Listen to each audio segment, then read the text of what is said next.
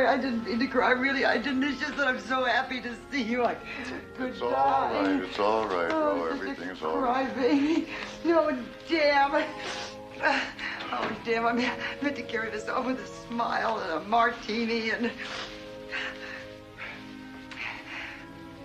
No, martini's a scrumptious idea, isn't it? That's a fine idea, Ro. Come on.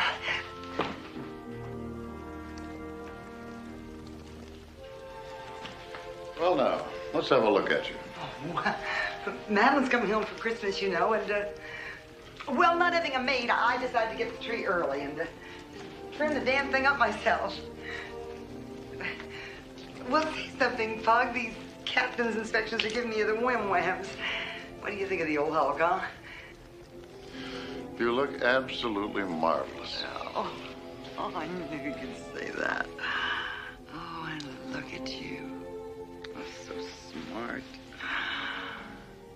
Oh, a few new gray hairs, you old thing. But very attractive.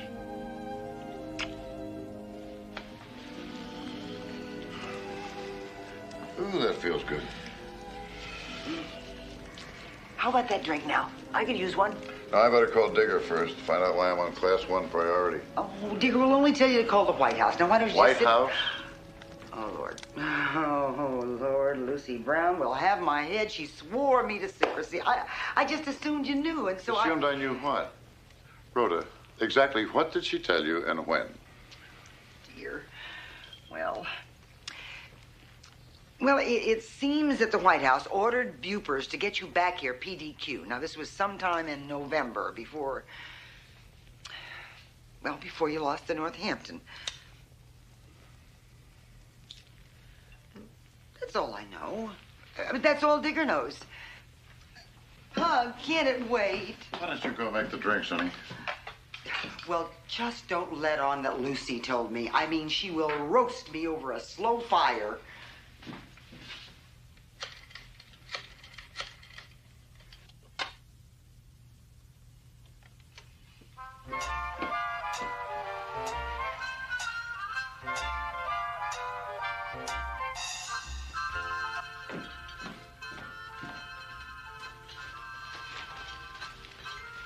Martinis.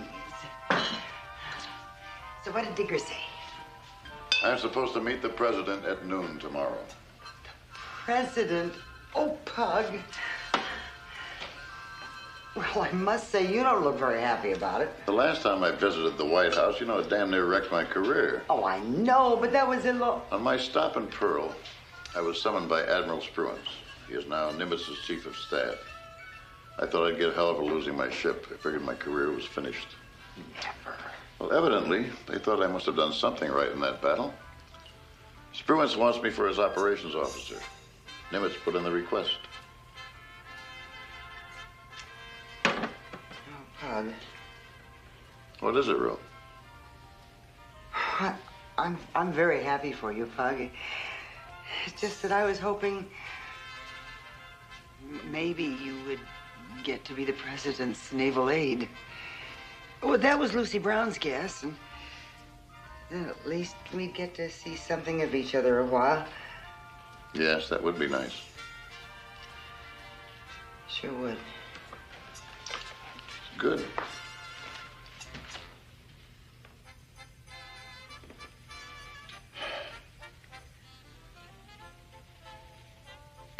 Do you want to talk about the Northampton, Pug?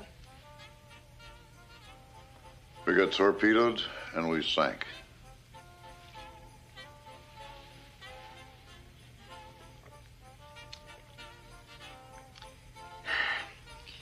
Poor Alistair Tudsbury. I was flattened when I read about it in the newspaper. Yes, that was a shock. Damn pity. But at least old Talkie died with his boots on. I wonder what Pamela will do now. I saw them when they passed through Hollywood. Yes, I got your letter.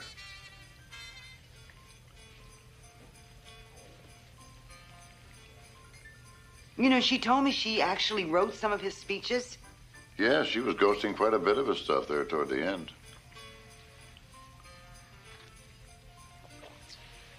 Now, how about that dinner?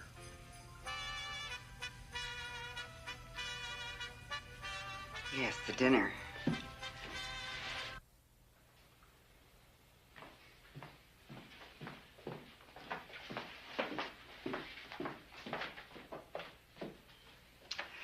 I think that's enough wine, dear.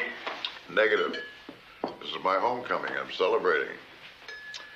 Now, where was I? Well, you were telling me about New Caledonia, where you took the Northampton after Midway. Oh, right. Yeah, madhouse. All those fussy French colonialists overrun by American war making. Halsey's running the whole damn South Pacific campaign from Noumea. There's a few Navy nurses, some French girls, and they're surrounded 4 deep by colonels and captains. The lieutenant hasn't got a look in. Warren didn't like that.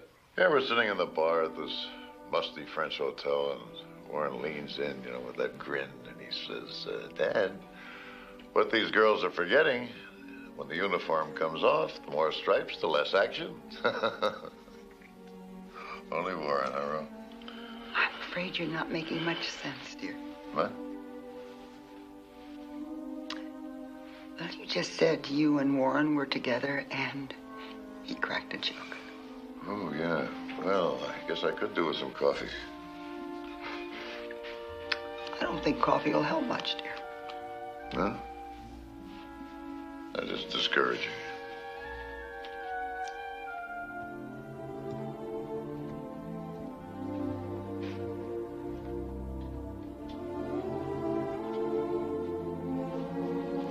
Oh, sweetie pie.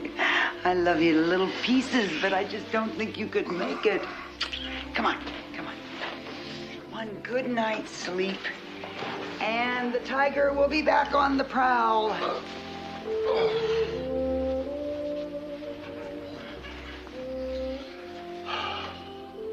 It's good to have you back.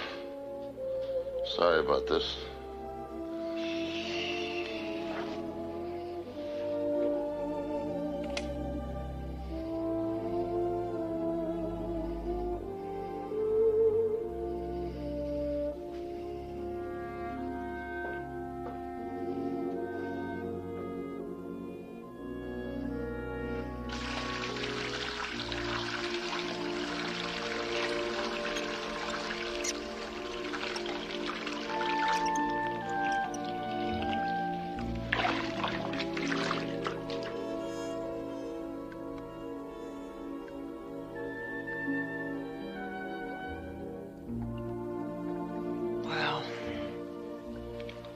I guess he's forgiven me. But he hasn't even begun to forget. The question is it salvageable? I think it is.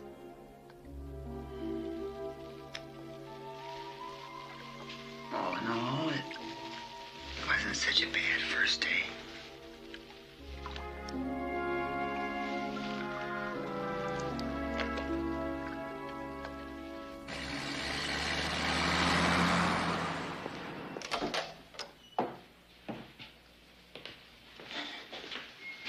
Well, it's been a while. Admiral? Have a seat. The Great White Father will let us know when he's ready for us. Admiral Leahy and Mr. Hopkins are in there with him now. Admiral, did Bupers notify you that Admiral Nimitz wants me as his Deputy Chief of Staff? Well, yes. Yes, they did. Then the President knows about it, too. Pug, my advice to you is to go in there and simply listen when summoned.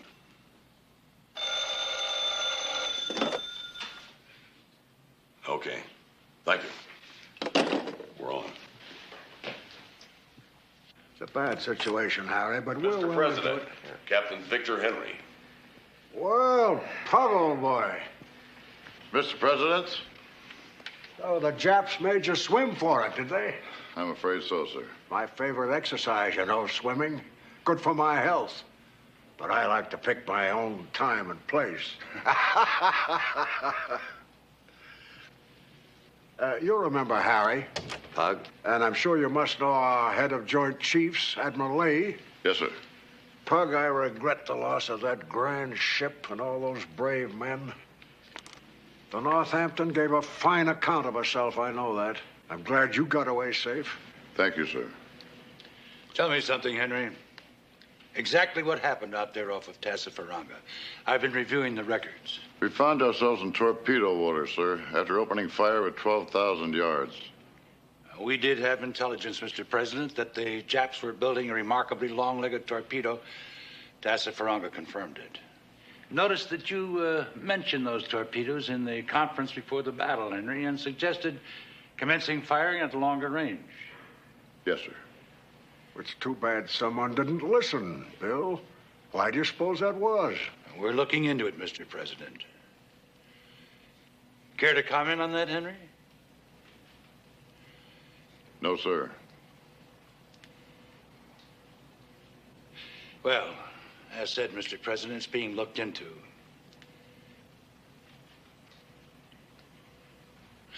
Well, thanks for your time, Chief. I'll send you a written summary of next week's agenda this afternoon. Thank you, Henry. Yes, sir. Sit down, Pug. Pug, when I got word from SecNav about your boy Warren, I felt terrible. Is Rhoda bearing up? Yes, sir, she is. That was a remarkable victory at Midway. And it was all due to brave youngsters like Warren. They saved our situation in the Pacific. You know, Pug, we ran into a heck of a shortage of landing craft for North Africa. Now, there was talk of a crash program to turn them out, and your name came up. One forceful man riding herd on that problem for the Navy is what I need. However, quite by coincidence, something else has come along. You remember old Bill Stanley? I've made him my ambassador to Moscow. Yes, sir, I heard that.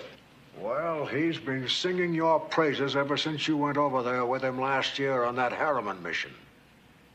He wants you back in Russia, Pug. Asked for you as a special military aid. Do you have a preference? Well, Mr. President, this goes to my head a bit, being offered such a choice, and by you. That's most of what I do, old fella. I just sit here, sort of a traffic cop, trying to direct the right men to the right jobs. Well, you've got to take 10 days leave first, in any case. Show Rhoda a good time. That's an order. Then get in touch with Russ Carton, and one way or another, we'll put you to work. Yes, sir. I'll do that. By the way, how's your Submariner? Doing very well, sir. And his wife, that Jewish girl who was having difficulties in Italy? She's all right, sir. Thank you. This Jewish situation is simply awful. I'm at my wit's end about it. The only answer is to smash Nazi Germany as soon as possible and give the Germans a beating they'll remember for generations. We're trying. So long, Pug. Thank you, sir. Pug?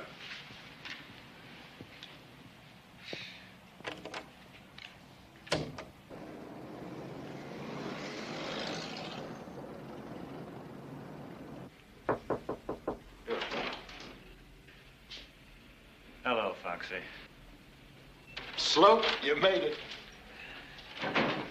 Good to see you. Where'd you shoot that thing? Siberia? It's just about. Well, here it is. Good. Now you take a look at this. What is this? You're just in time. Joint United Nations Statement on German Atrocities Against Jews. Foxy, what is this? A keg of dynamite, that's what. A hell of a breakthrough. Official, approved. Ready to go for simultaneous release in Moscow, London, and Washington. Maybe as soon as tomorrow. When Tuttle cabled us about the stuff you were bringing, it gave us a lot of leverage.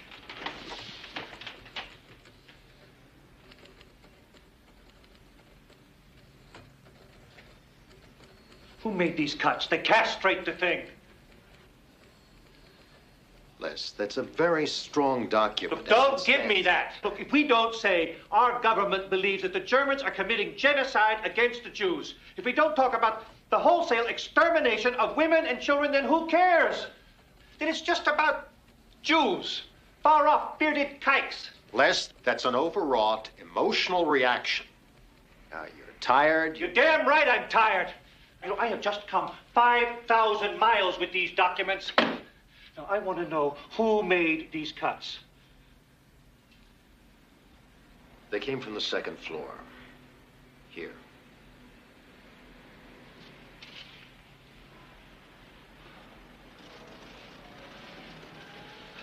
Breckenridge Lawn. The president's dear old friend. Oh, yeah. As a matter of fact, he's champing at the bit to see you. Why? Ask him. You have an appointment with him in 10 minutes. Well, Leslie Sloat. We should have met a long time ago. Tell me, how's your father? My father? He's fine. I wasn't aware you were acquainted. Well, I haven't seen him since our days at Princeton. But he and I used to just about run the Ivy Club. Tennis, and sailing, getting in trouble with girls. Now, how did Timmy Sloat's boy ever happen to go to a tin-pot school like Yale? Why didn't your father put his foot down about Princeton? Please. Well, despite that handicap, you have made an admirable foreign affairs officer. Oh, I know your record. Thank you. The fact of the matter is, that's why I wanted to see you. I need help. A special kind of help. You do? Indeed, yes. Somebody in the Division of European Affairs should be disposing of Jewish matters and not passing them on to me. And I think that Timmy Sloat's boy is the man for the job. And your reputation of being a sympathizer with the Jews is a wonderful asset. Sir. Breck. Breck. Yes. I don't want to be placed in such a position unless I can really do something to help the people who come to me. Of course. That's what I'd want you to do. But the existing regulations make that almost impossible. How? Come on, tell me. The visa requirements, for example. Just how in the name of God are German Jews supposed to get a good conduct certification from the local police? The local police is the Gestapo. Leslie, these are standard rules devised to keep out criminals, illegal fugitives, men of the riffraff. You know. Nobody has a God-given right to enter the United States. Oh, it's agreed, but there are ways around all that. If we look for them. Yes. Yes, you're probably right, yeah. I'm not big-headed. Yeah. And I'm not an anti-Semite. Despite all the smears in the press. Hopefully, our joint statement will go some distance to silence that kind of thing. Have you had a chance to look at it? Well, as a matter of fact, I have. And, Breck, if I may speak candidly. Oh, please, please. I'm terribly concerned about the deletions in that statement. Oh, as am I, Leslie, as am I. But try to understand. I am not entirely my own man here.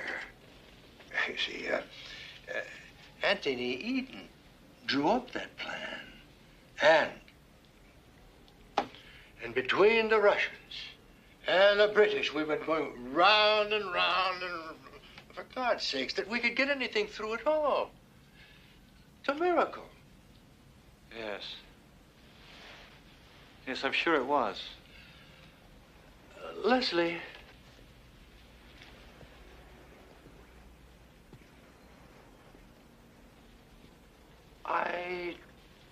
truly believe we must help the unfortunate Jewish race in their time of agony, whenever, wherever we can, within the law.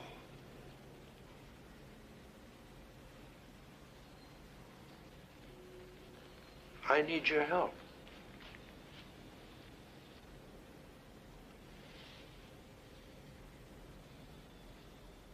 Will you help me?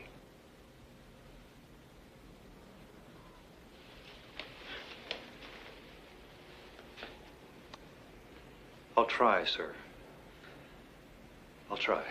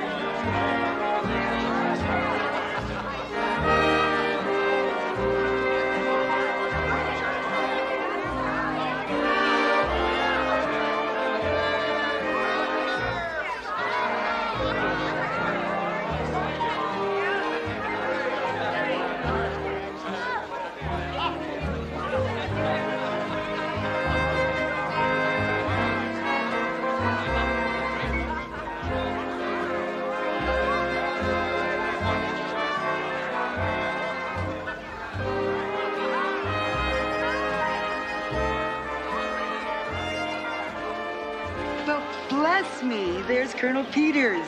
Do you know him? Oh, yes, he's a fine man. I met him at church. Where on earth did he find that chorus girl? Oh. Well, what do you say? Shall we join them? Suits me. Oh, I don't know. Can I trust you at the same table with that blonde floozy? Come on.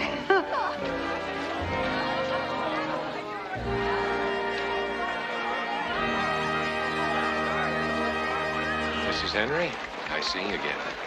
Colonel Peters. My husband, Captain Henry. Colonel Peters. Colonel? Captain. Susan Wiley, Captain, and Mrs. Henry. Susan. Pleasure meeting you. Miss Wiley. General, how are you? It's good to see you.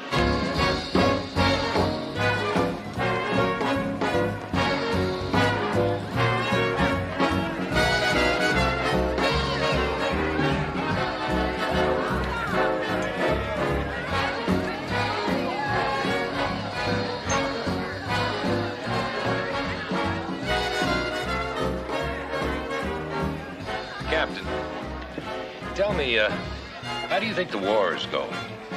Where? All over. How does the Navy see it? That depends upon where you sit in the Navy. Well, then, from where you're sitting. I see plenty of hell behind us and plenty ahead. Concur. And that's a better year-end summary than I've read in all of the newspapers. It's almost midnight, ladies and gentlemen. Allow me, Mrs. Henry.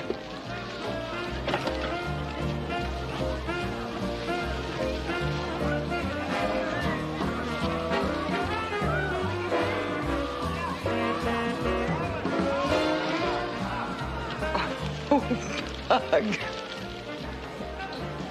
Happy New Year, Rhoda.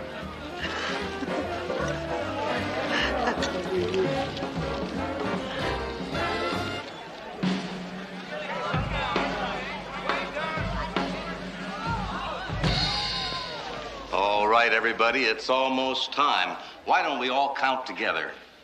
And 10, 9, 8, 7, 6, 5, 4, 3, 2, 1.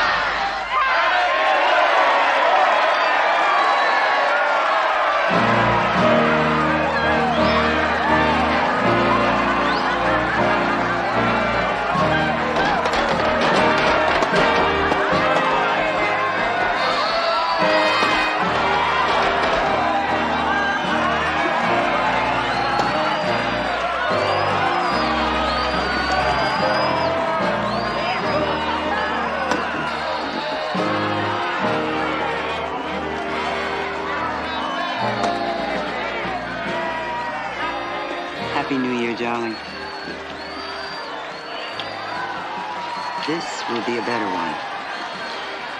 Let's hope so, Will. Let's hope so.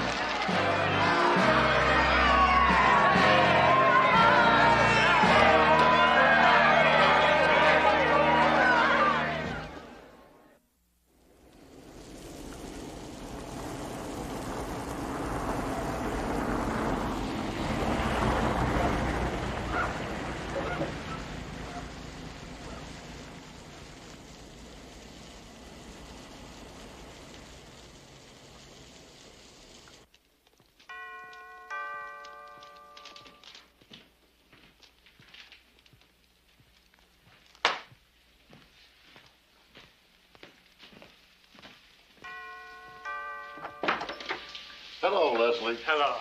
Happy New Year. Happy New Year to you. Well, it's been a long time. Sure has. Thank you. I was very sorry to hear about the Northampton. Oh.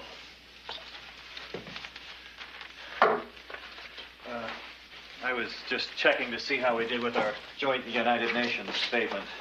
Oh, about the atrocities. Oh, you mean you actually found it? Buried on page 10 of the Washington Post. Yeah. They didn't give it much of a play, did they? Well, I shouldn't be surprised, I guess. Ah, thank you. But still, if the three powers agree on anything and then commit it to paper, you'd think it'd be worth some notice. At least the New York Times put it on the front page. Under the item about gas rationing, of course. Oh. By the way, you seen this? No, I haven't.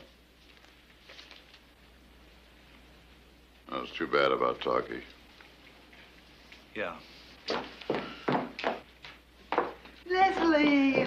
Oh, how good to see you. Pleasure to see you again. Oh, this is our daughter, Madeline. Madeline, Leslie Sloat, very good friend of Byron's and Natalie's. Pleasure to meet you. I've heard a great deal about you. Again, thank you for inviting me. Bachelors can always use a home-cooked meal. Oh, don't be silly. Oh, time? Oh, yeah. It's about Tusbury. Oh, so awful. Oh, bless me. Pamela's coming here.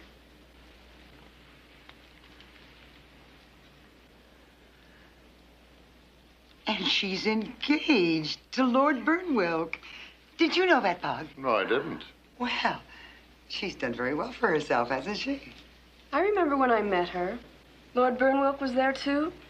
The blonde dreamboat with the beautiful accent. Yes, indeed. It was my dinner party for the Bundles for Britain concert. Burnwilk is an outstanding man. Dad, his lordship is unforgettable. RAF blues, campaign stars, and all those ribbons. Kind of like a stern Leslie Howard. That's sort of a screwy match, though, isn't it? He's as old as you are, and she's about my age. Oh, Madeline. She's much older than that. Are there any news of Natalie? Actually, there's a lot to tell. Madeline, let's get dinner on. We'll talk at the table.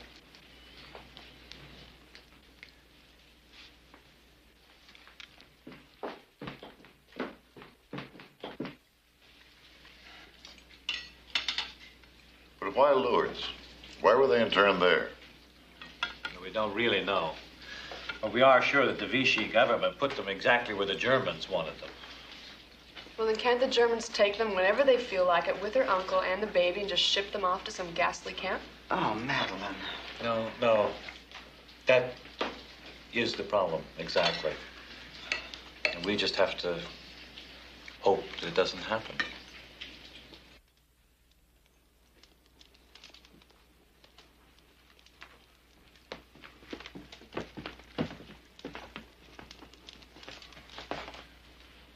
I report back to the White House in a couple of days, Leslie. Is there something I can do for Natalie? Actually, that's what I want to talk to you about.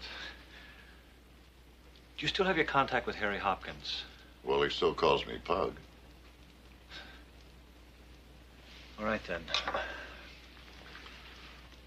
There was no point in alarming you before, but the fact is their position's become extremely precarious. We're no longer dealing with the French for this group. The Germans have taken over the negotiation. How come? They're trying to include in the swap a whole swarm of agents from North Africa and South America. See, with the Germans involved, this enormously heightens Natalie's danger. What can the White House do? Get her out of Lourdes. How? Through our people in Spain. See, the Spanish border isn't 40 miles away. Informal, quiet deals can be made. Sometimes indirectly, even with the Gestapo. I'm not saying this will work. I'm saying we better try it. But how? I know who to talk to at State. I know where the cable should go. A phone call from Harry Hopkins will enable us to move. Look, I don't want to sound frantic, but I urge you to try this. If this war goes on 2 more years, every Jew in Europe will be dead.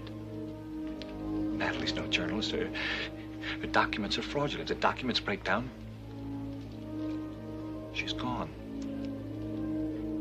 The baby, too. This is the time to cash in whatever credit you have at the White House. Just try to get Natalie out of Lourdes.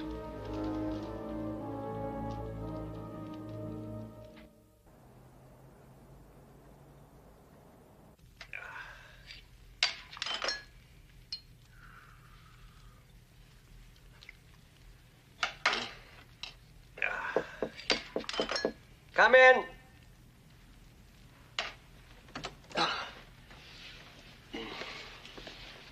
Captain Victor Henry. Hello, Pug. Thank you for seeing me, sir. Always a pleasure. I'll be going, Mr. Hopkins. Have a seat. Little historical trivia for you.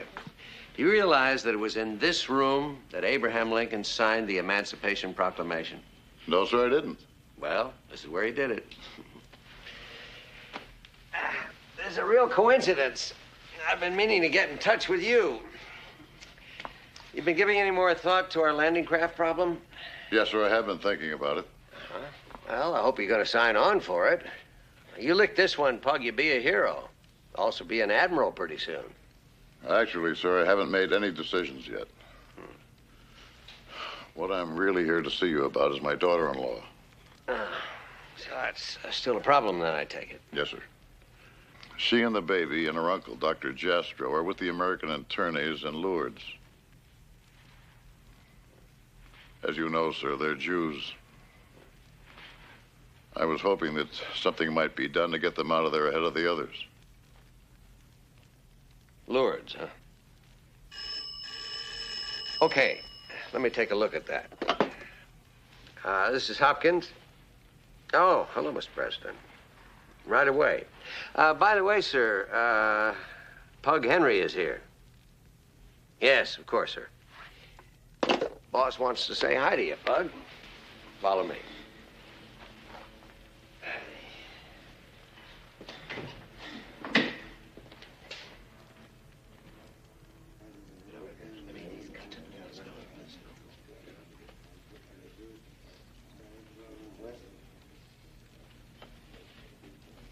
Another 30 seconds, sir. It's been in long enough.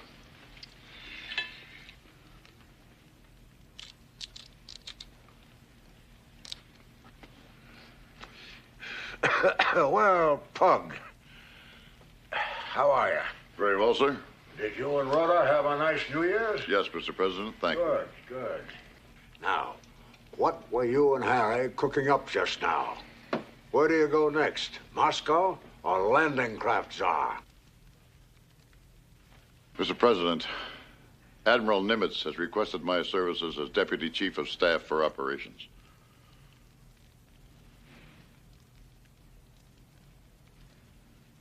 Oh, I see. Really? Well, I suppose that's where you'll go then. I certainly wouldn't blame you for that. The Pacific is your ocean. It's a grand assignment. All the luck. Oh, Art. Yes, Mr. President. Bring that report. I want to go over it with you again. Here you are, sir. You see, this and this don't jibe. I think it requires a bit more research. Requires you have to check on that. They don't jibe. Mr. President, I am always yours to command.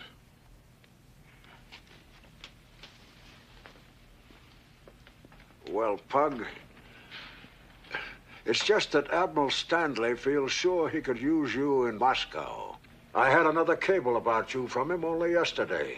We're fighting a very big war, you know, Pug. There's never been anything like it. The Russians are very difficult allies, heaven knows. Perfectly impossible to deal with sometimes. But they're tying down 3.5 million German soldiers.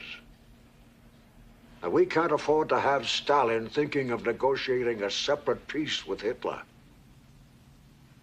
So, if you can help out in Russia, and my man on the spot seems to think so, why, maybe that's where you should be. Aye, sir. In that case, I'll go from here to Bureau of Personnel and request those orders. Good luck, Pug. Thank you, Mr. President. So long, Pug.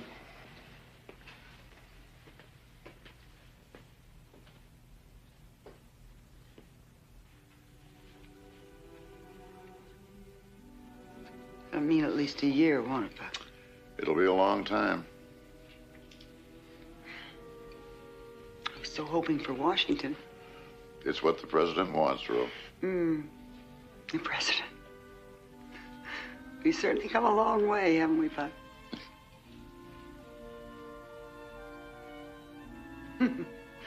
You remember the night you proposed? No, that was too long ago. Oh, don't give me that, you old thing. Honestly, Pug. You went on and on about how awful it was to be a Navy wife. And you know something?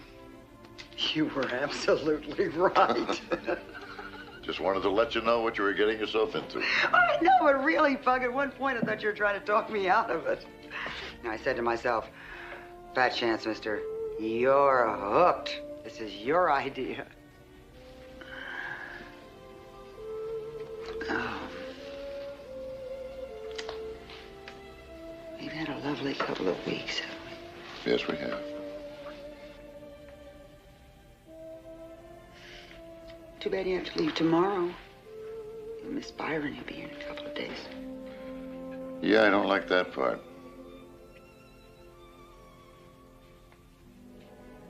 You miss Pamela Tutsbury, too. Yes, I'll miss Pamela Tusbury, too.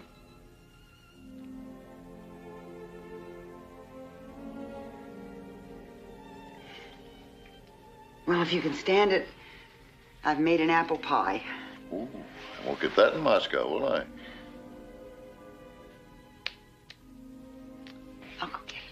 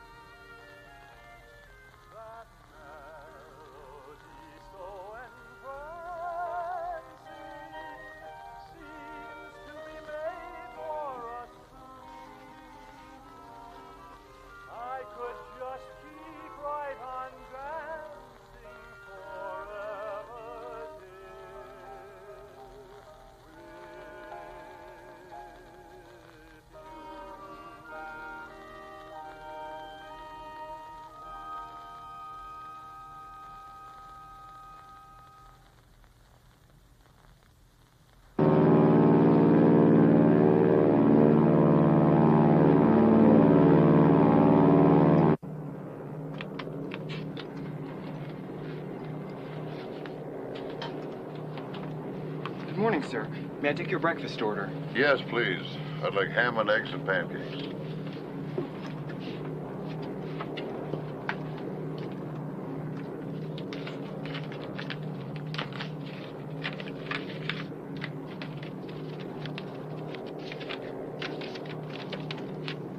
Dear Pug, you pleased the boss greatly the other morning, and he'll remember it. He knows what the Nimitz post meant to you. Now, about that special request for your daughter-in-law. We sent out the feelers, but I'm afraid the Germans queered the effort. Seems they're in the process of moving the internees to another location. Exactly where, we don't know yet. But I don't want you to worry, Pug. Sumner Wells says that he truly believes they're in no hazard, and that negotiations for exchanging the whole crowd are well along. Good luck in Moscow. Harry.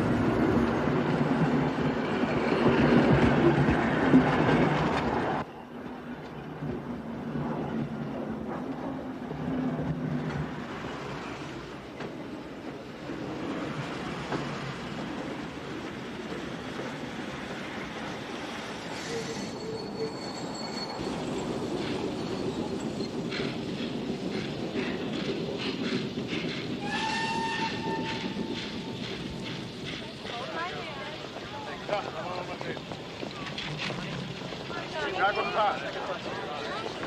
Haben Sie eine abgelegte Reise gehabt?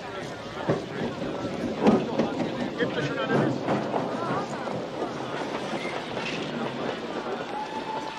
All's well, don't worry.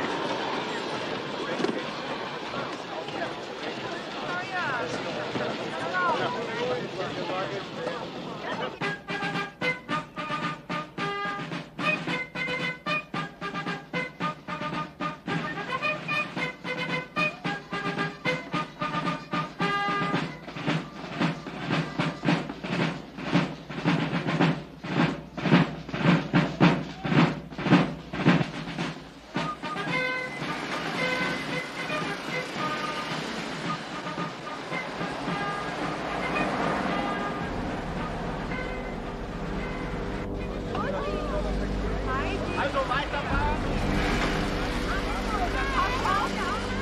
Durchfahrt einhalten.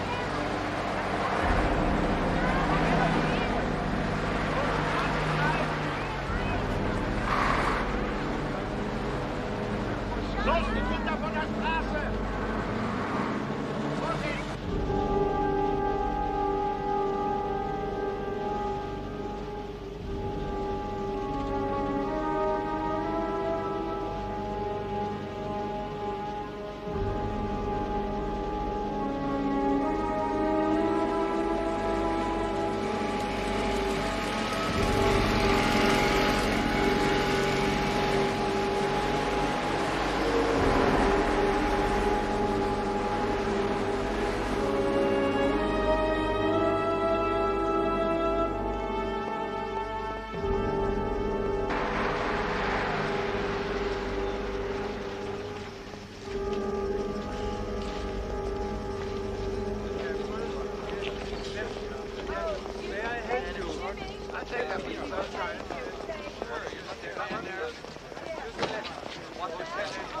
say these Baden-Baden waters work wonders.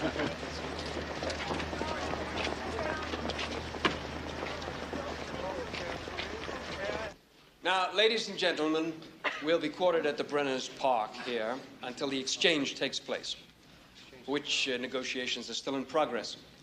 Now, I'd like to present to you our Swiss liaison officer, Mr. Henri Bourg. Good afternoon. Intense diplomatic efforts are indeed proceeding to speed the exchange.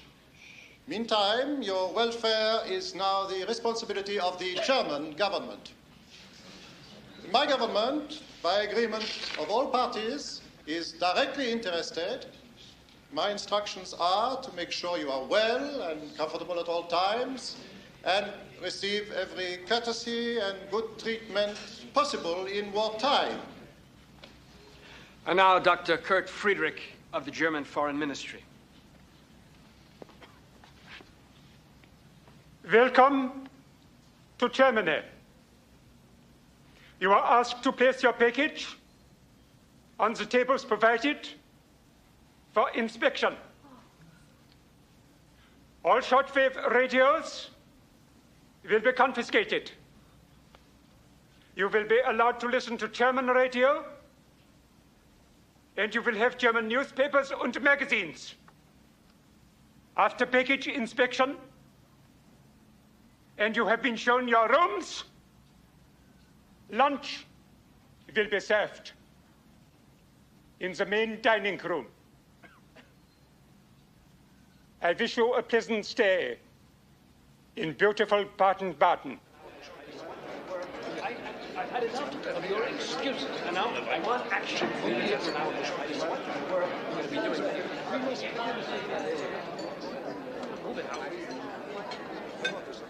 Yeah, I'm not sure exactly. It might be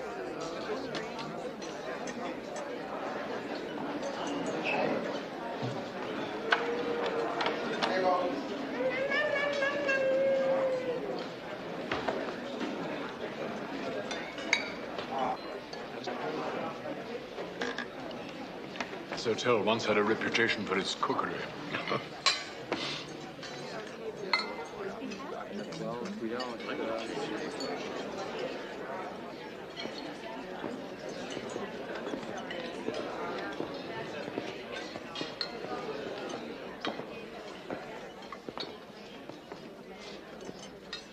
Professor Aaron Jastrow, author of A Juice Jesus, I believe?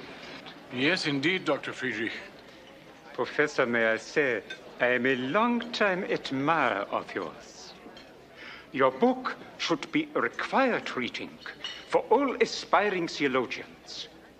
Jesus the Man walks in the pages. I am honored to serve as your host.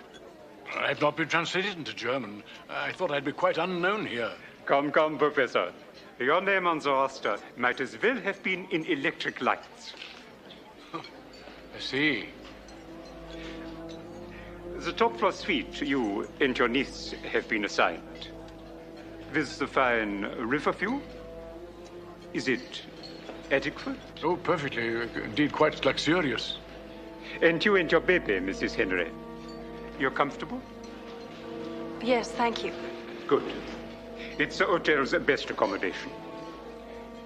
When you're settled in, sir, perhaps you and I can chat and discuss your work and literature in general. I'm a lover of serious history. Of course, I shall be perfectly at your disposal.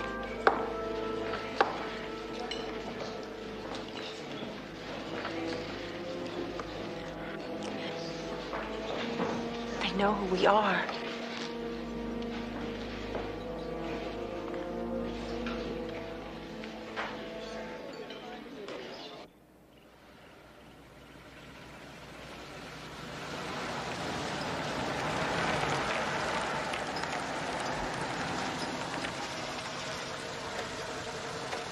That'll be 80 cents. Thanks a lot. You're welcome.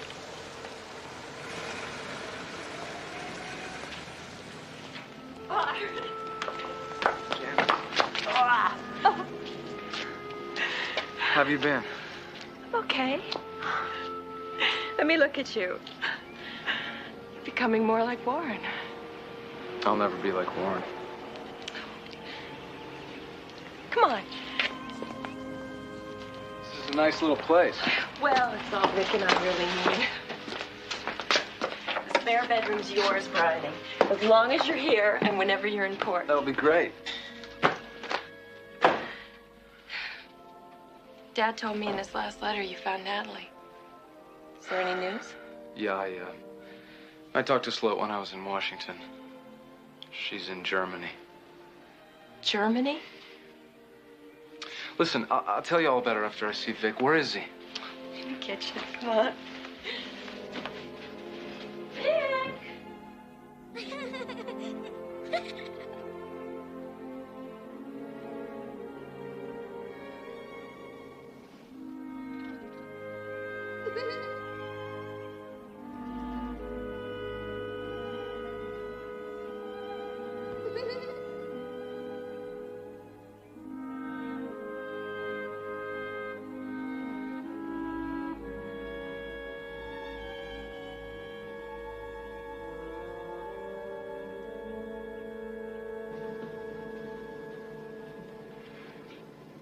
Hey, Skipper.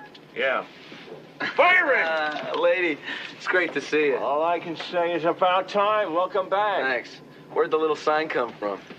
Al Halsey's got it hanging over his HQ in the Sullivans. That's our religion these days. So how do you like the moray so far? Pretty sweet, huh? Makes the devilfish look like a sardine can. Well, you better fall in love with her quick. First patrol's in 2 weeks. Great! Come on, let me show you around. This way. Magnificent, isn't she? These fleet submarines are a new breed. Range, speed, maneuverability, everything. And maybe 40% of her effectiveness wasted on lousy torpedoes. What, they haven't replaced the Mark 14s yet? Nope, and the damn magnetic exploders are still failing. So I'm just gonna have to jam her in close and shoot for contact. Makes life interesting for all hands. Yeah, I guess so. Hey, listen, I got a great idea. You know, I'm staying with Janice. Why don't you come by for dinner tonight? I'm sure she'd love to see you. Maybe some other time, all right? Here, let me show you the forward torpedo room.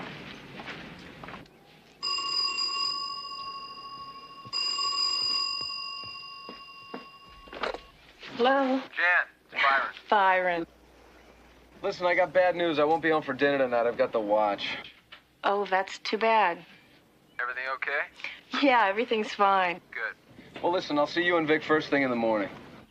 We'll be looking for you. Especially Vic. It's only been 1 day, and already he's asking for his Uncle Briney. That's great. Give him a hug for me. I gotta go. Will do. Bye.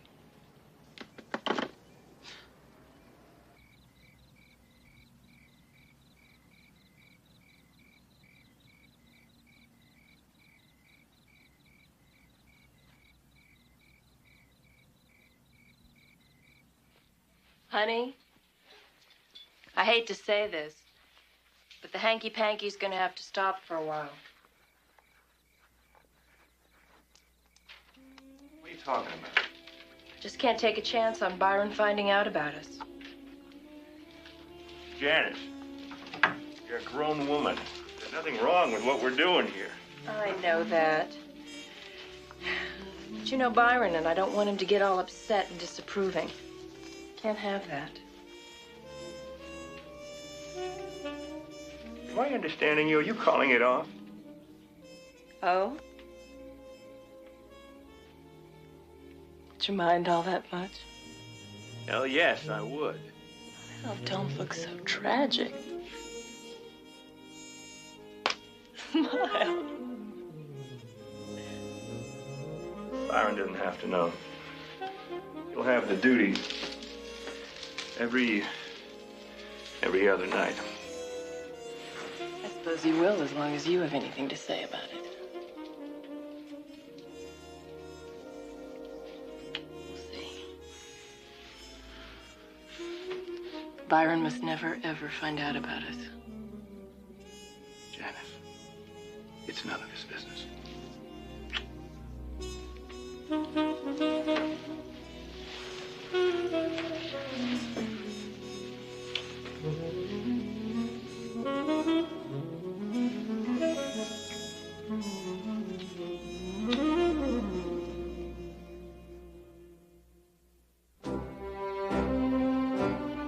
Casablanca, January 24th, 1943.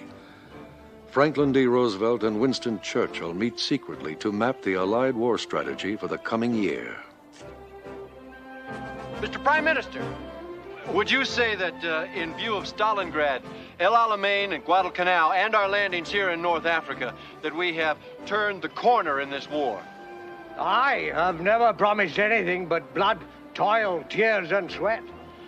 Now, however, we have a new experience, a bright gleam has caught the helmets of our soldiers and warmed and cheered all our hearts. And this is not the end. It is not even the beginning of the end. But it is, perhaps, the end of the beginning. Mr. President, what can you tell us of the joint decisions that have been taken here? Precious little. But let me say this. Some of you Britishers know that we had a general named U.S. Grant. He was called Unconditional Surrender Grant. Well, the elimination of German, Italian, and Japanese war power means the unconditional surrender of Germany, Italy, and Japan. I associate myself with that completely. Mr. President, doesn't this unconditional surrender give the dictators a propaganda tool to prolong the war? I will answer that. Negotiations with Hitler are impossible. He's a maniac. But with supreme power to play out his hand to the end, which he will. Therefore, so will we. Unconditional surrender, gentlemen. Nothing less. Prime Minister, Mr. President, does the British President? Unconditional surrender. What pompous rubbish. It is the biggest mistake Roosevelt has ever made. Dr. Goebbels will certainly have a field day with that one.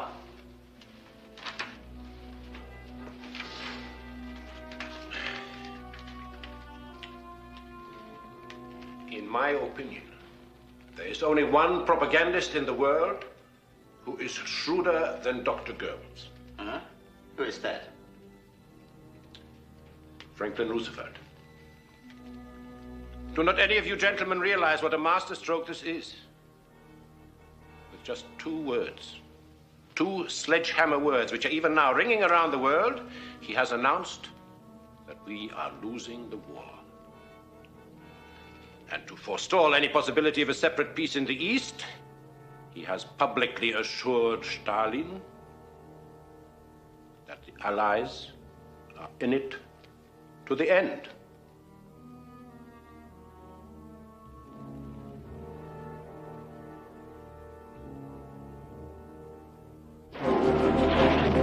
Field Marshal von Manstein's Operation Winter's Storm, the relief of Fortress Stalingrad, has failed.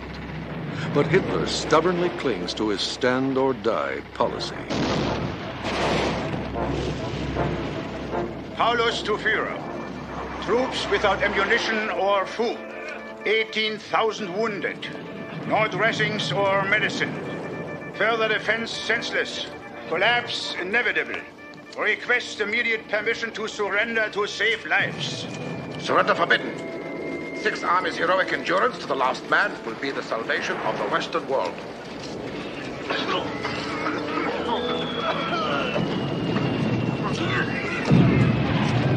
Paulus to Führer.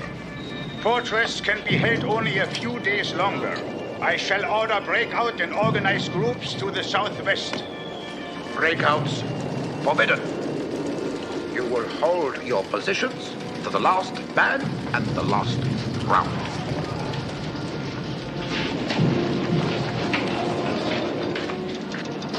Send this. Paulus to Führer. Final collapse a matter of hours.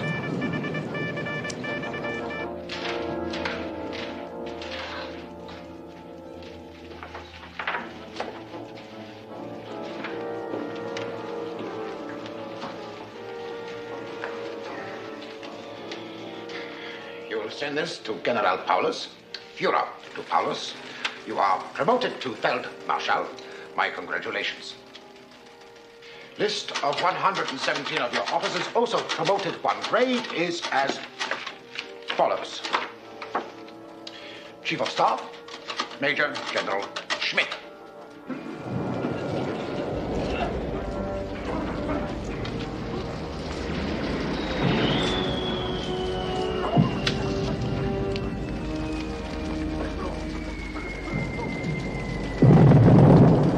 Good news, Schmidt. Congratulations, Generalleutnant. May I be the first to congratulate you, Feldmarschall. He didn't commit suicide. He didn't have the decency. He surrendered. Most surprising. No sense of honor, my Führer. They've got a German Feldmarschall. No other Feldmarschall has ever been captured alive. What treachery! What disgraceful behavior! Dirty, cowardly swine! How did he not have the decency to kill himself? Do you know what hurts the most? That I promoted him to Feldmarschall. Now, why does he think I did that?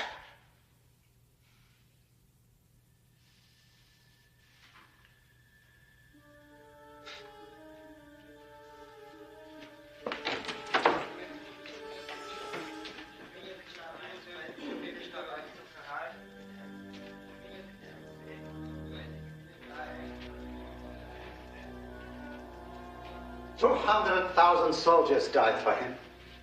100,000 became prisoners of the Bolsheviks. That doesn't upset him. Paulus didn't shoot himself. That upsets him. Somebody always has to be wrong. But he never is.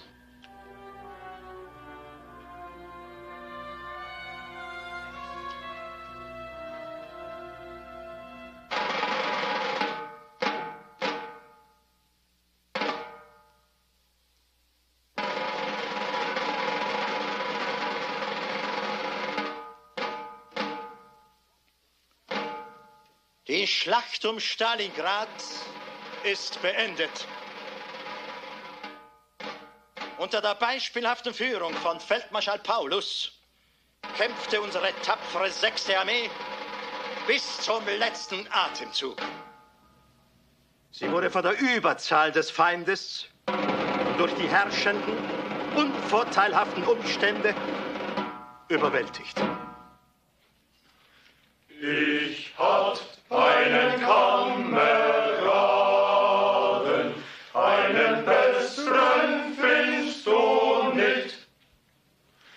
Und nun spricht zu Ihnen Reichspropagandaminister Dr. Josef Goebbels. Meine Seite im gleichen Schritt und Tritt. Im gleichen Schritt. Heil Hitler! Auf Befehl des Führers folgt eine viertägige Volkstrauer. Alle Theater, Lichtspielhäuser und Vergnügungslokale sind ab sofort geschlossen. In Gedanken an den gefallenen Helden von Stalingrad. Heil Hitler! Im gleichen Schritt und Tritt. Im gleichen Schritt und Tritt.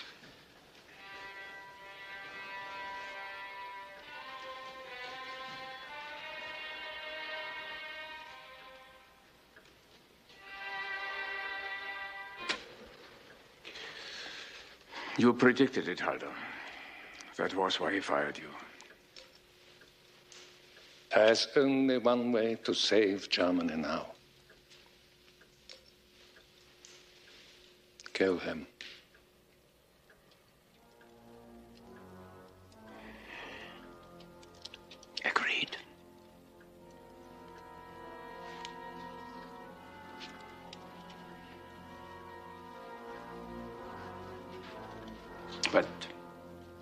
How?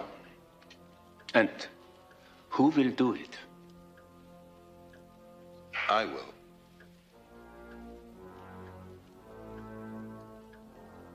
Count Klaus Schenk von Stauffenberg, scion of ancient German Catholic nobility, career army officer. It is he who will take upon himself the task of assassinating Adolf Hitler. 7 days later, on the other side of the world, Hitler's Axis sustains another staggering blow. The Battle of Guadalcanal comes to an end. 6 months and 2 days after the bloody battle began, Major General Alexander Patch, Commander Ground Forces Guadalcanal, sends a final communique to his superiors. Message for Admiral Halsey. Thank you.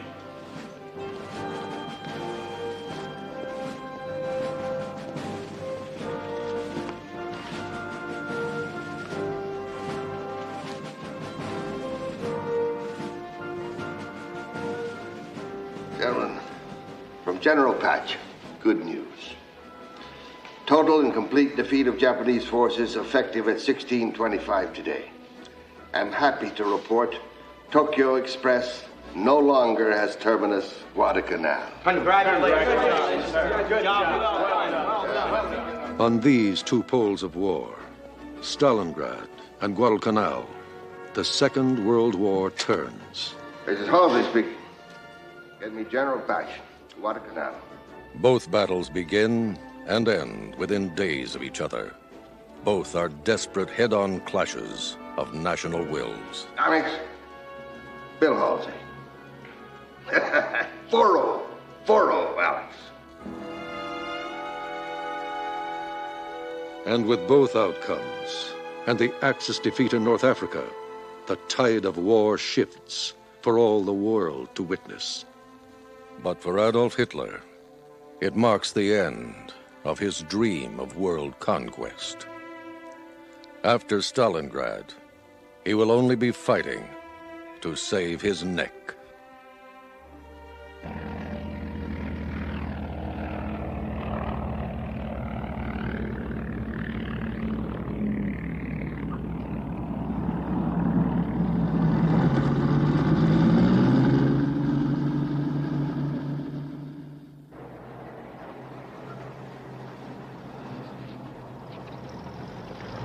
Great news from Guadalcanal, Henry. What's the reaction from the Kremlin, sir? Well, it's hard to say. From all we can make out, the Politburo hasn't sobered up since the Red Army kicked those heinies out of Stalingrad. Oh, I'm sure glad you're here, though. Yes, sir. I'm still not quite sure why I'm here. Well, I'll straighten you out on that. The whole purpose of your presence in Moscow is to get through to your old buddy Yevlenko. You remember Yevlenko, don't you? Yes, sir. Good. Well, he's Mr. Big on Lend-Lease now. He won't give the time of day to anybody, let alone meet with him. That's why I'm counting on you. Well, I'll do my best, sir. Just what sort of action do you want me to get out of General Yevlenko? A little quid pro quo, Henry. Something in return for all that Lend-Lease you've been giving him free, gratis, and for nothing on a silver platter. Here, take a look at what it says on that. Can you mean it? From the Fellow Workers' Party of New York. Well, those are Lend-Lease or Red Cross cigarettes. It can't be anything else. Giving them to the Red Army by the millions. How did you get them, sir? On a check. Czech diplomat came into me last night, said he got them from a Red Army officer. Told him the fellow communist comrades in New York are supplying the whole Red Army. Well, let me tell you something. I got a bunch of reporters coming in here in about 10 minutes, and they're going to get one hell of an earful. Admiral, the new Lend-Lease Act is coming up for a vote this week. I'm not sure that this is the time to bring something like this up. This is exactly the right time. That's what I want you to tell Yevlenko. Let those scoundrels know what ingratitude can lead to when you deal with the American people. This is pretty low-level stuff. I wouldn't magnify it out of proportion. You wouldn't, huh? Well, stick around.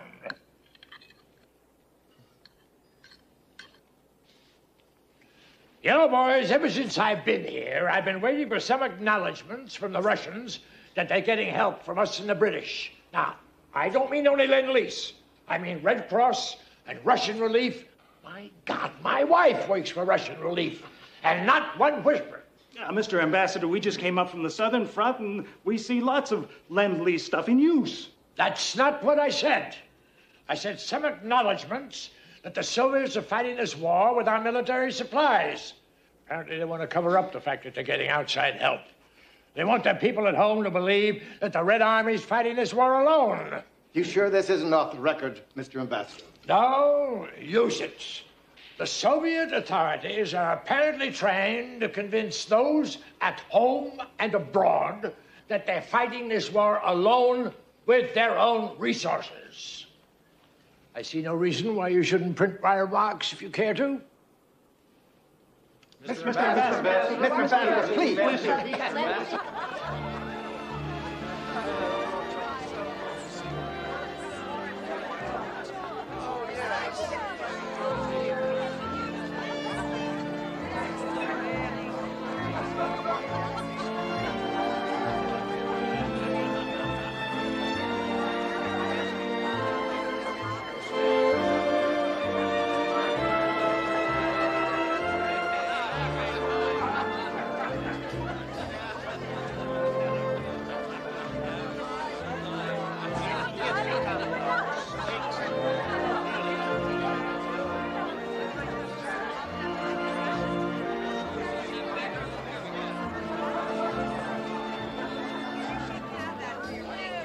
Glad you came, Rhoda. Oh, it was so nice of you to invite me, but poor you.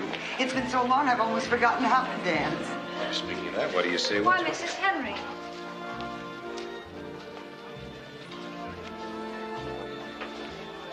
What a pleasant surprise.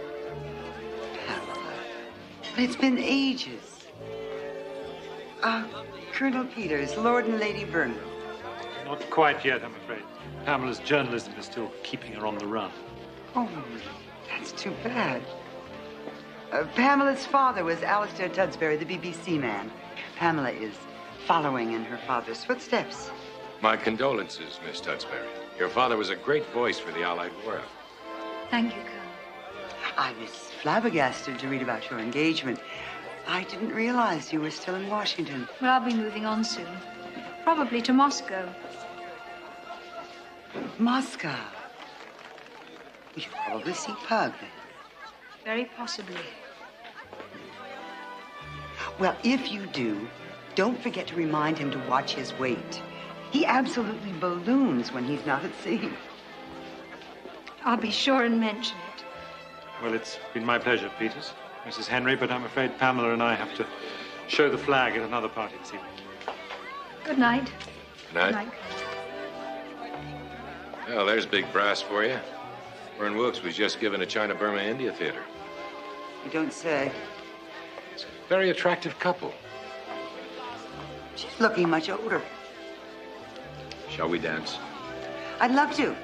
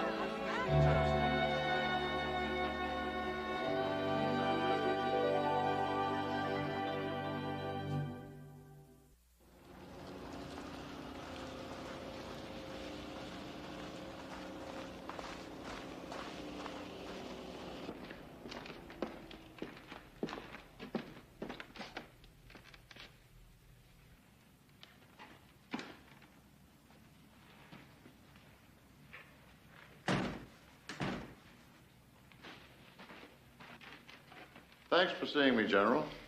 It's good to see you again. Not at all, Captain Henry. I remember well our last time together. See.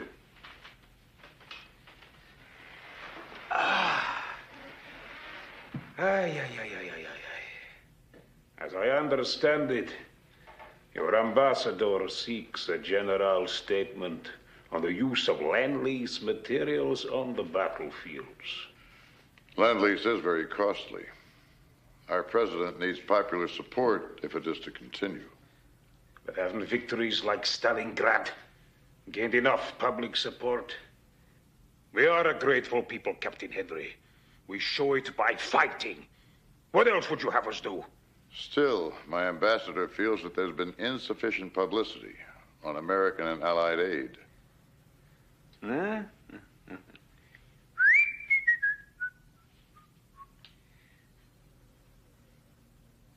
You toured the front at a bad moment in 1941. Well, by a pleasant coincidence, I can offer you another such trip. I'm about to leave Moscow to inspect the Lend-Lease situation in the battlefield. I will visit active fronts. There may be hazards. You wish to accompany me and render an eyewitness report to your president? That can be arranged. And perhaps we can then agree on a general statement as well. I accept. When do we start?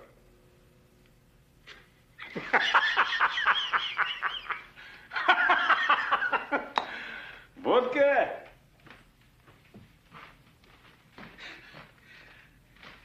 Then we make a start. American style. So, Captain. Vaše zdarovia. Tomorrow. We'll probably go to Leningrad first. It is still under attack, but there are ways through that are not too dangerous.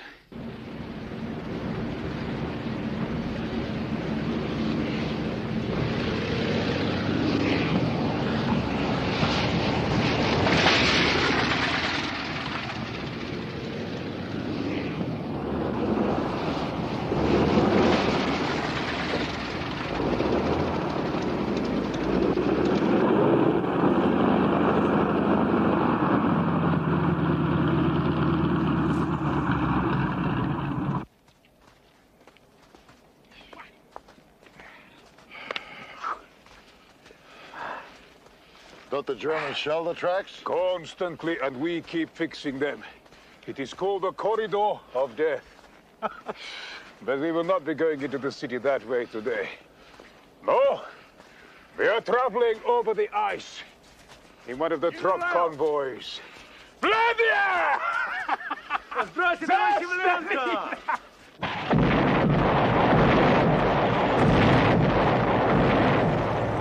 They smell us, but they can't really see us. It's too far away. The sense of smell is not too bad. I hope these trucks float.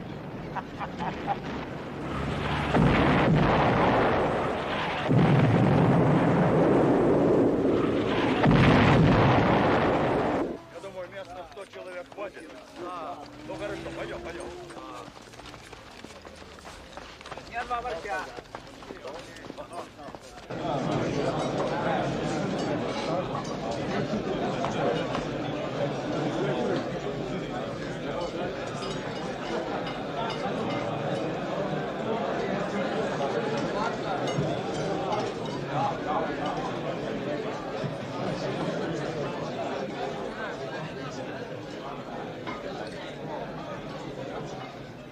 Lend-Lease.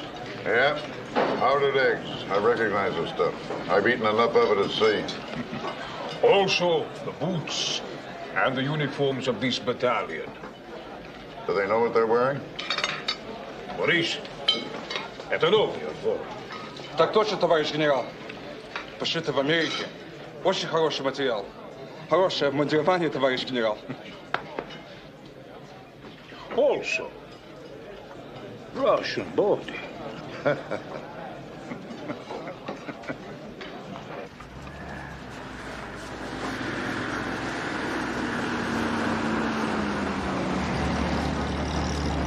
I don't see any destruction. No. Not here. It's a beautiful city. It was. Now I will show you what the Germans have done to the rest of our city.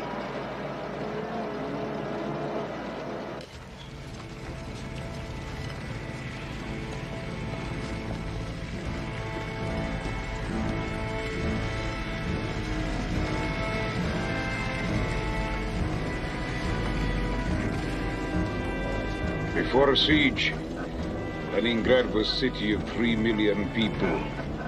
Now, 600,000.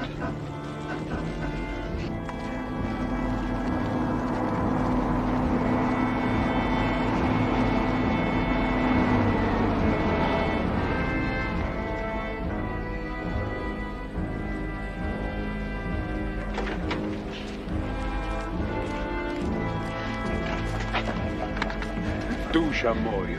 Как дела? Хорошо. Ира, капитан Виктор Генри, американец, наш гость. Очень приятно.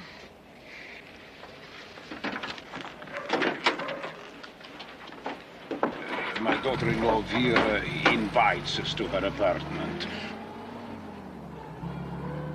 Люди ели тогда странные вещи. Кожаные ремни, обойный клей, собак, кошек, даже крыс, мышей, воробьев. В больнице рассказывали жуткие истории. Я приготовила их с опилками, с вазелином. Ужасно. Вот это тошнило, но хотя бы что-то было в животе. Выдавался кусочек хлеба, я все маме давала. Big blunders were made. Crude, stupid, unforgivable blunders. By whom? 1 million old people, children, and others who were not able-bodied should have been evacuated. With the Germans 150 kilometers away and bombers coming around the clock. Food should not have been stored in old warehouses. 6 months' ration for the whole city. Burned up in one night. Burned up! But the Germans did not take Leningrad. And they will not. Moscow gave the orders. But Leningrad saved itself despite the orders. Капитан Генри не хочет слушать про такие печальные вещи. Если вас это огорчает, тогда другое дело. Но мне интересно. Ну, может быть, потом. Сейчас поедим.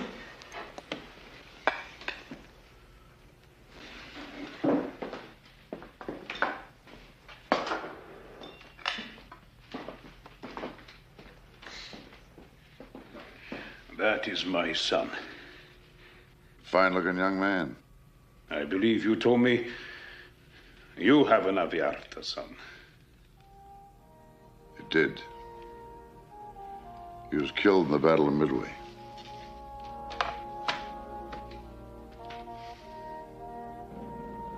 His name? Warren.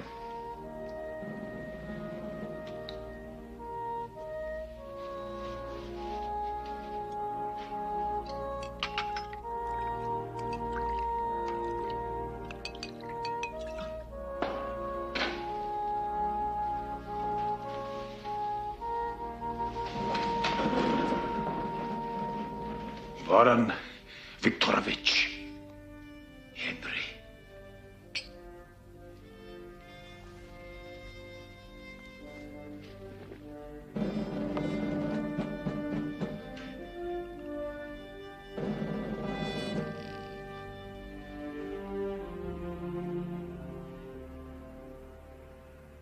And so, Mr. Hopkins, with regard to the question of a separate peace, on which you have specifically asked for my judgment. At this point, such a peace would be a betrayal, and when I'm among the Russians, I don't sense or fear that kind of treachery. Lend-Lease is an inspired and historic policy, but blood shed on the battlefield remains the decisive thing in wars, and people can stand only so much of it without hope of relief. My crystal ball, therefore, says something very obvious. If we can convince the Russians that we're serious about a second front in Europe soon, we can forget about a separate peace. Otherwise, it's a risk. Sincerely, Victor Henry. Stalingrad, Leningrad, all those other Rusky cities you've been to. Boy, you have covered some ground. I'll bet those boys in the Foreign Office have their noses out of joint. Outstanding, Pug. Admiral, I'm the beneficiary of a delusion that around here I'm somebody. You are somebody. Let me have that report the soonest. You know, Pug, my head may still roll from that press conference I gave, but by God, it worked. I beg your pardon, Admiral? Haven't you heard? There's been a rash of Lend-Lease stories in the Soviet press. That and your old buddy Yevlenko's finally come around with those statements I've been after. By God, they'll think twice before kicking us around anymore. Admiral, they're putting up a magnificent fight along a 1,000-mile front. They're breaking Nazi Germany's back, and they're suffering horribly. There's your quid pro quo. Yeah. Hey, how about the Germans retaking Kharkov? That confounded maniac Hitler's got 9 lives. You ought to have seen the down-in-the-mouth Ruskies at the Swedish embassy last night. See you later, Bud.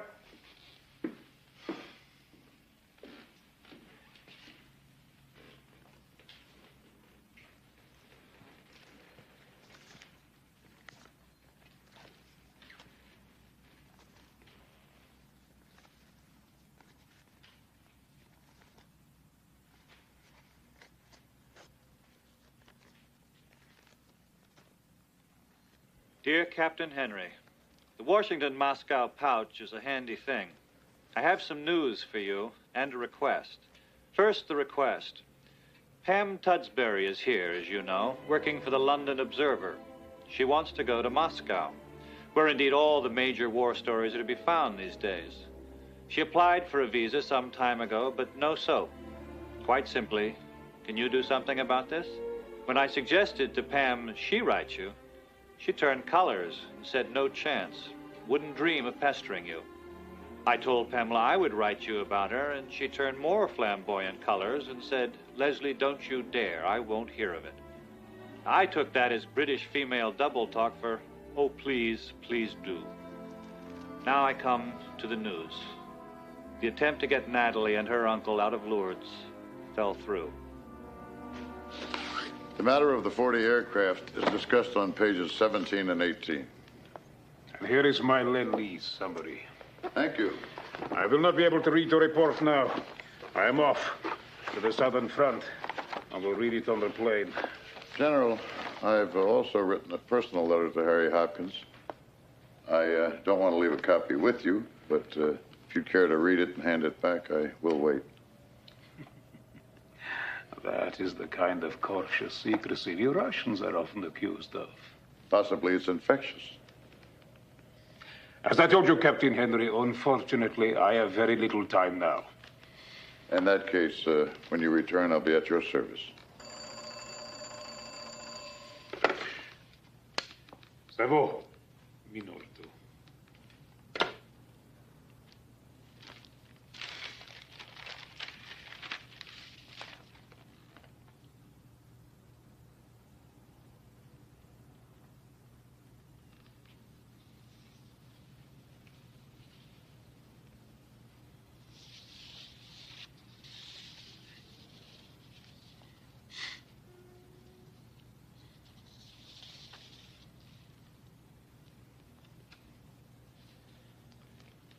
If you have any comments, I'll transmit them to Mr. Hopkins.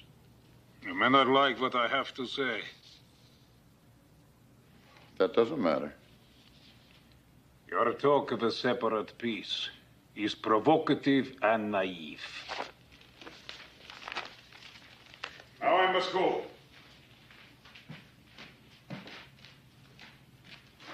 You asked about my son on the Kharkov front. We have heard from him. He is all right. I am absolutely delighted to hear that. As for Miss Pamela Tudsbury, her visa has been issued. Your driver will return you to your flat.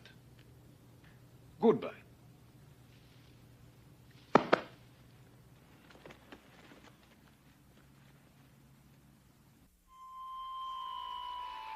A Jew's Journey, February the 20th, 1943. It has been some time since I have felt well enough to make an entry into this journal. Shortly after our arrival here in Baden-Baden, almost 2 months ago, I began to suffer from severe gastric problems. And just last week, I became so ill that our American doctor, a Red Cross man, requested my hospitalization. After every conceivable gastrointestinal examination, the diagnosis is an ailment known as diverticulitis, and the treatment, a special diet, bed rest, and continuous medication. This morning, for the first time since I left the hospital, I'm at last feeling a little better.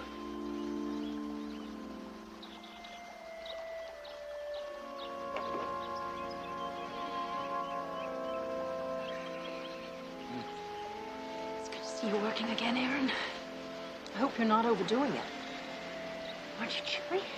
No, I'm fine, my dear. Feel as fit as a boy. All those hospital jellies and custards must have done me good, I think. We heard the latest rumors about our exchange. Now it's supposed to take place at Easter. Yeah. The Germans showing their civilized respect for religion, I suppose. Well, we shall see. Aaron? Aaron, what is it? Oh, God. Look here, Mrs. Henry. You can just see the developing lesions in the intestinal wall. I'm afraid it will require surgery, but unfortunately, we don't have the facilities here. Then what do we do?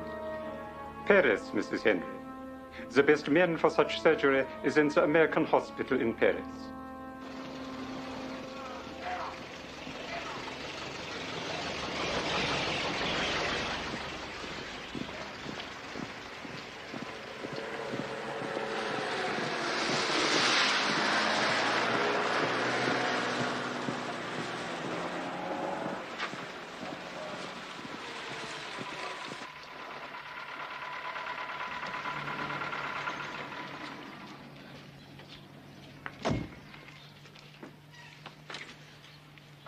Mrs. Byron Henry. Yes. War Listle, Swiss mission.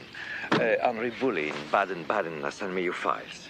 I'll be your Swiss contact in Paris. Are we safe here, Mr. Liesel? Oh, yes. Try not to worry. There are several special case American like yourself in Paris waiting for the exchange. We'll get letters for you today. Thank you. Yes.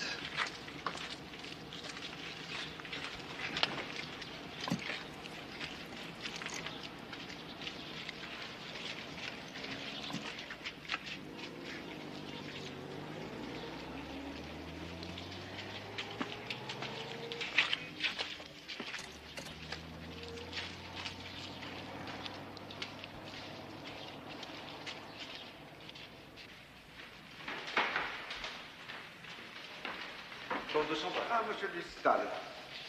Je pense que c'est le fameux écrivain en question. Oui, professeur Aaron Jastrow. Ah, De la part de l'ambassadeur d'Allemagne. ah, de la part de Otto Abetz lui-même. Oui, vous constatez que Otto Abetz souhaite que le professeur reçoive les soins les plus efficaces possibles. Une lettre extrêmement curieuse, surtout étant donné les circonstances actuelles. Et vous remarquez que les autorités d'occupation, dans ce cas présent, estiment que les problèmes raciaux ne doivent pas être pris en considération. De toute évidence, les préjugés de race ne passent pas la porte d'un hôpital.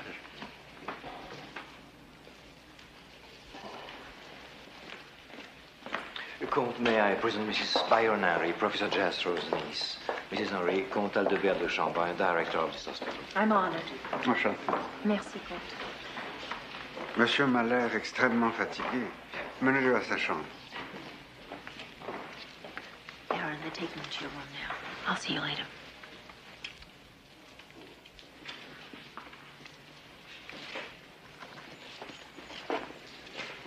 Madame Dufal can relieve your family burdens.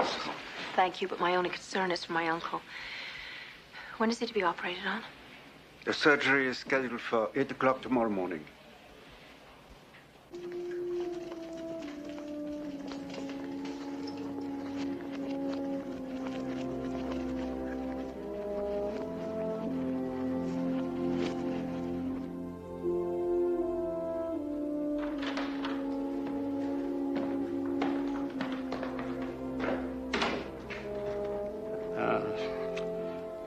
There have been complications, Madame Henry. You'll have some bad days, yes, but he should do fine. I'm afraid he will be some time recuperating. But when we can move him, he will have a splendid sunny room with a terrace for his recovery, as well as round-the-clock nursing. Well, of course. I'm taking a personal interest in your uncle, madam, and will keep you informed. I don't know how to thank you, Comte. Good morning. You must be Natalie, the niece. Girard, mettez-les sur la petite commode. Et la table là. But you're every bit as lovely as my husband said you were. Your husband? Oh, I'm the Comtesse de Chambrun. My, we're a long way from home, aren't we, little britches? You an American? I was.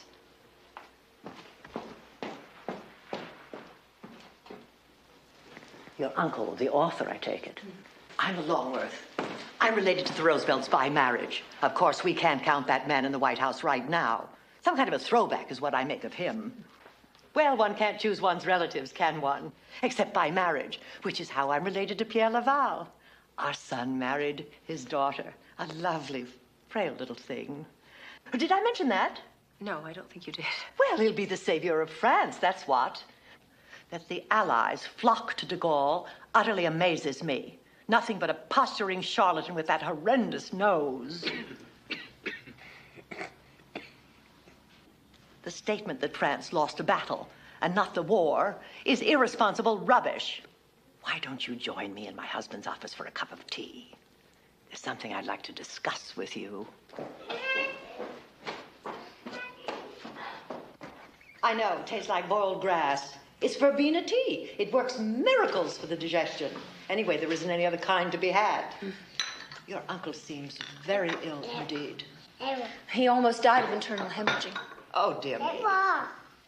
My husband says he won't be able to return to Baden-Baden for some time.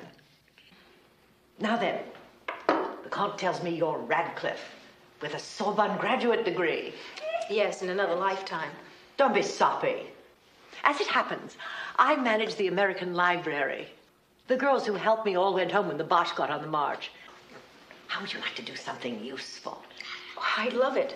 But what about my son? I'll arrange for someone to take care of little Yankee Doodle. Now, then it's all settled. You'll work for me. By the way, where are you staying? I found a boarding house.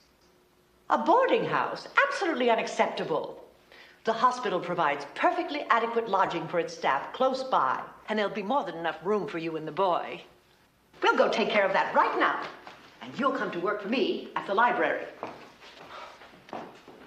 You're terribly kind. Nonsense. I want to get back to writing on my book about the clowns in Hamlet and Macbeth. Daddy. I'm a Shakespeare scholar. Of sorts.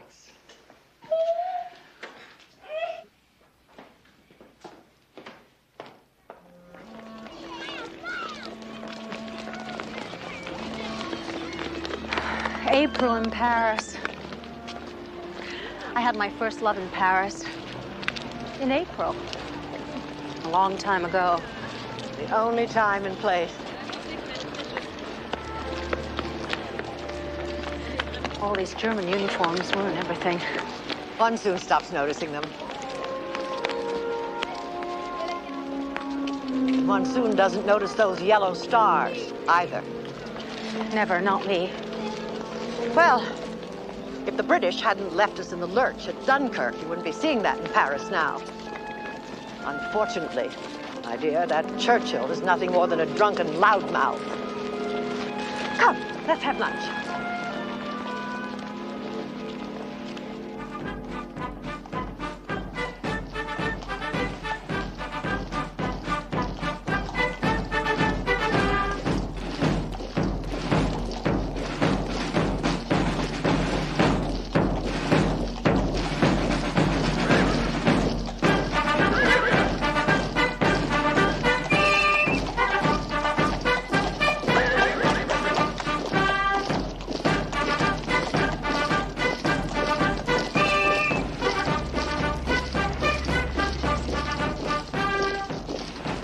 There's another side I'll never get used to. The Champs-Élysées. Believe me, The Boche are a lot better than the Bolsheviks. If only Hitler had the sense not to invade France and to finish off Russia instead, he would have been a world hero today. Now, we have to wait for the Americans to rescue us. So, Natalie, is your uncle pleased with the nice sunny garden suite in our convalescent home? He's a bit dazed by the luxury and all the good treatment. As am I. Why is that? You know the occupiers requested it. I know. I wake up nights worrying about that. My child, what nonsense. There's nothing in the least strange about it. After the exchange, your uncle will no doubt be talking to newspapers and magazines about his treatment at German hands. This is a chance for them to counter the unfavorable opinion they've been getting on their Jewish policy. So you really think it's just a propaganda ploy? My dear, the Germans are a coarse and thick-headed lot, but they display a certain brutish cunning when it comes to propaganda. That Dr. Goebbels is quite clever in his heavy-handed way. In any event, what other explanation can there be?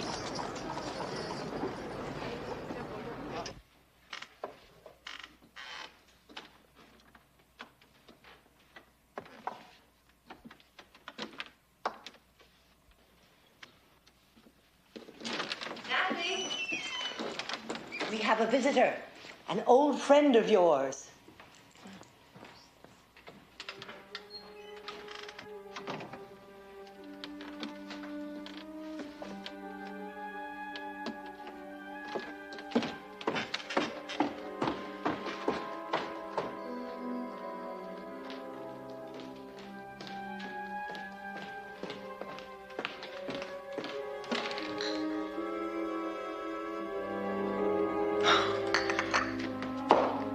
Mrs. Henry, I'm so pleased to see you again.